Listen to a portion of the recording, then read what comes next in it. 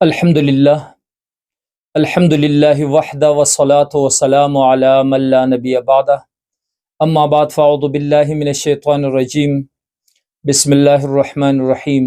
ہمارے آج کے نشست کا عنوان ہے فاریکس ٹریڈنگ۔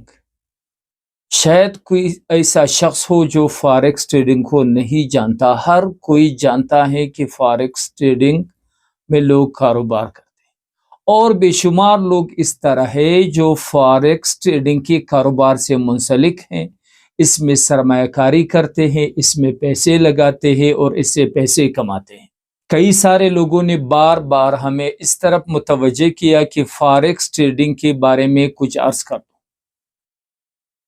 لیکن فرصت نہیں مل رہا تھا۔ ہمارے ایک طالب علم بھائی نے بار بار اور اصرار کے ساتھ فاریکس ٹریڈنگ کی طرف ہمیں متوجہ کیا کہ اس بارے میں کچھ بات کریں۔ تو فاریکس ٹریڈنگ کی شرعی حیثیت پر بات کرنے سے پہلے یہ جاننا ضروری ہے کہ فاریکس ٹریڈنگ کیا ہے۔ پہلے اس کا تعارف کریں گے، پھر اس کی شرعی حیثیت پر بات کریں گے۔ تو فاریکس ٹریڈنگ دراصل فارن ایکسچینج کی مخفف ہے، جسے ایف ایکس مارکیٹ یا فارن ٹریڈ بھی کہا جاتا ہے، فاریکس ٹریڈ بھی کہا جاتا ہے۔ تو فاریکس ٹریڈنگ میں بنیادی چیز وہ کرنسیوں کا تبادلہ ہے، کرنسیوں کا خرید و فروخت ہے، مختلف ملکوں کے کرنسیوں کا ایک دوسرے کے ساتھ تبادلہ کیا جاتا ہے، خرید و فروخت کیا جاتا ہے۔ صرف اسی پر بس نہیں، بلکہ مختلف چیزوں کی خرید و فروخت ہوتی ہے، حتیٰ کہ جانوروں کی خرید و فروخت بھی فارن ایکسچینج یا فاریکس ایکسچینج کے ذریعے کیا جاتا ہے، فاریکس ٹریڈ کے ذریعے کیا جاتا ہے۔ گویا کہ فاریکس ٹریڈ دنیا کی ایسی بڑی مارکیٹ ہے جس میں دنیا کی ہر چیز کی خرید و فروخت ہوتی ہے۔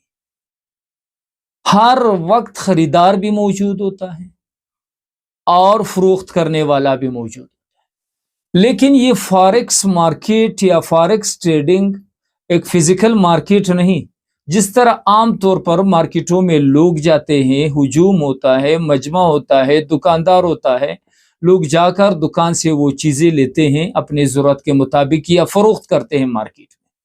تو فارن ٹریڈنگ اس طرح فزیکل مارکیٹ نہیں، بلکہ انٹرنیٹ کے ذریعے لوگ ایک دوسرے کے ساتھ کنیکٹ ہو کر یا منسلک ہو کر ایک مارکیٹ کی شکل بنتا ہے۔ تو فاریکس ٹریڈنگ اتنی بڑی مارکیٹ ہے کہ ٹریلینز ڈالر کا تبادلہ، کاروبار، خرید و فروخت روزانہ کی بنیاد پر ہوتا ہے، ڈیلی بیسز پر ٹریلینز ڈالر کا کاروبار فارن ٹریڈنگ کے ذریعے ہوتا ہے۔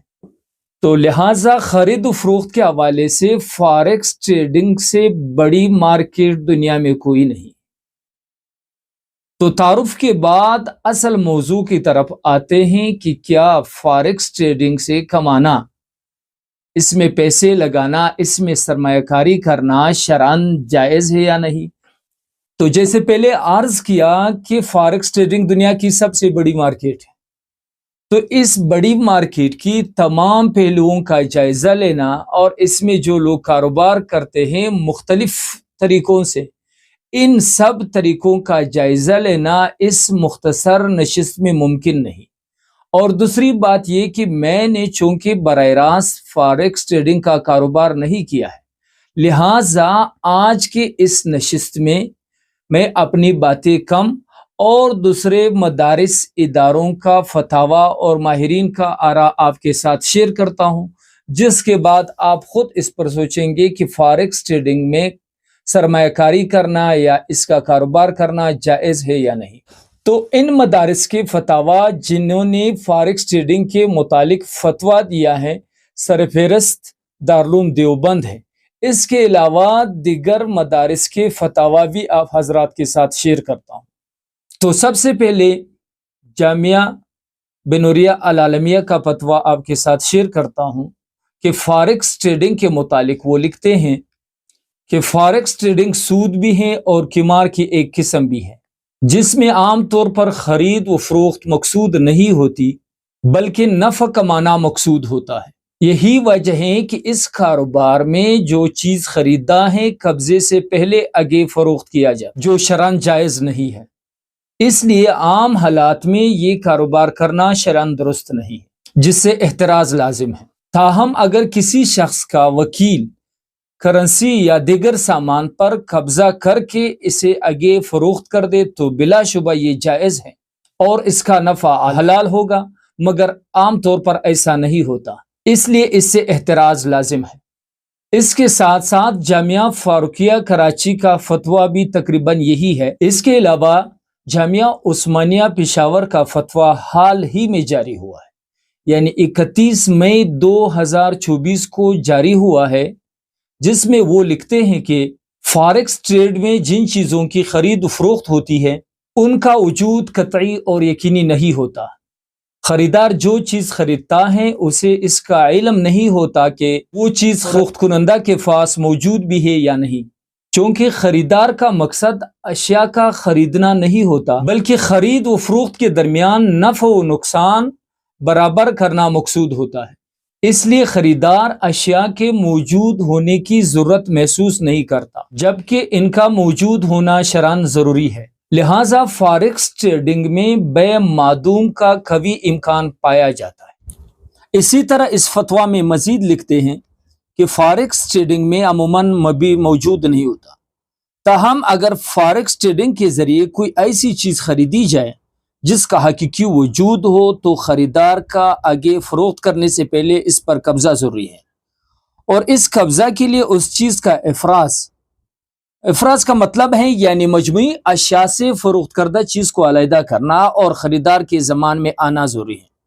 چونکہ فاریکس میں لوگ عموماً خرید و فروخت قیمتوں کے اتار چڑھاؤ کے ذریعے نفع اٹھانے کے لیے کرتے ہیں، ان کا مقصد خریدی ہوئی چیز کا حصول نہیں ہوتا، اس وجہ سے بغیر قبضہ کے آگے فروخت کر دیتے ہیں۔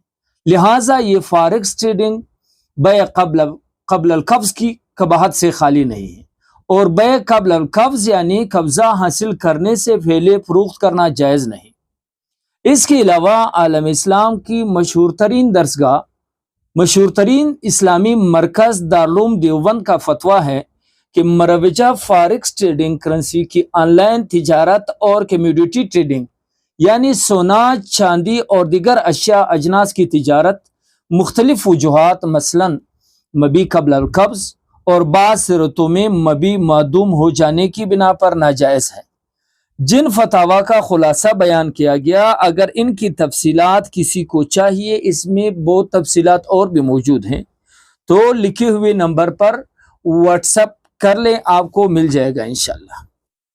اس کے علاوہ جامعۃ الرشید کے ممتاز مفتی اور استاد الحدیث مفتی محمد حسین خلیل خیل صاحب، جو کہ بینک اسلامی کے شریعہ بورڈ کے ایڈوائزر بھی ہیں، وہ فرماتے ہیں کہ فاریکس ٹریڈ بذات خود حرام نہیں ہے، لیکن جو اصول اور ضوابط کے مطابق یہاں کام کیا جاتا ہے تو وہ اصول اور ضوابط درست نہیں، لہٰذا موجودہ صورت میں اس میں کام کرنا جائز نہیں، کیونکہ اس میں سود، جوا اور سٹہ بازی کی صورتیں پائی جاتی ہیں۔